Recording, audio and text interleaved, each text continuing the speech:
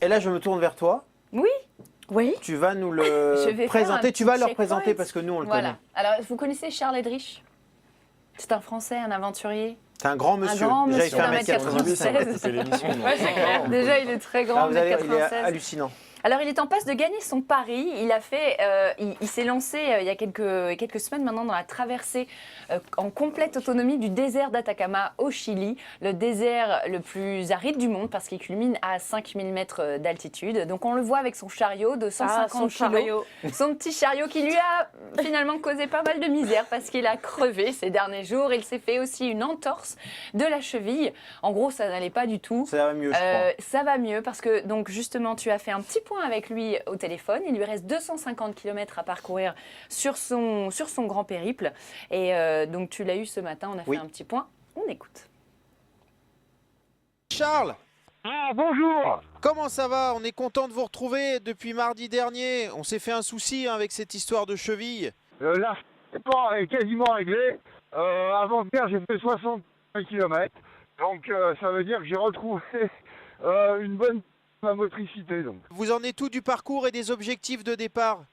Ah bah, l'objectif, sauf imprévu, va être réalisé. Je suis à maintenant à peu près 250 km de l'arrivée. Là, j'ai accéléré la cadence. J'ai mon chariot, il est de plus en plus léger. Juste un petit mot sur les jeunes, parce qu'on n'en avait pas parlé la semaine dernière, les jeunes de Montreuil qui vous ont accompagné. Ça s'est bien passé? Ça s'est très bien passé, donc je les ai croisés 2 fois. Ils m'ont accompagné sur un petit bout d'une étape. Ils ont fait plusieurs bivouacs et ils sont montés donc à 5000 mètres. Non, ils étaient enchantés. Là, ils sont repartis samedi. Et à part donc ces jeunes qui sont venus vous rendre visite, vous avez croisé d'autres gens sur votre parcours? J'ai croisé donc des forces spéciales, des militaires qui sont allés dans le désert un petit peu après le départ. Ils ont été encore plus surpris que moi. C'était très sympathique, hein, c'était de nuit, donc pour eux, j'étais quasiment un extraterrestre avec mon matériel, mes vivres pour 40 jours prévus. Et puis j'ai croisé en tout et pour tout un cycliste, un Australien, au départ sur une piste. On est de tout cœur avec vous, il reste 250 km. Bonne continuation, à bientôt. Allez, merci, bye. Voilà, ça c'est du bonhomme.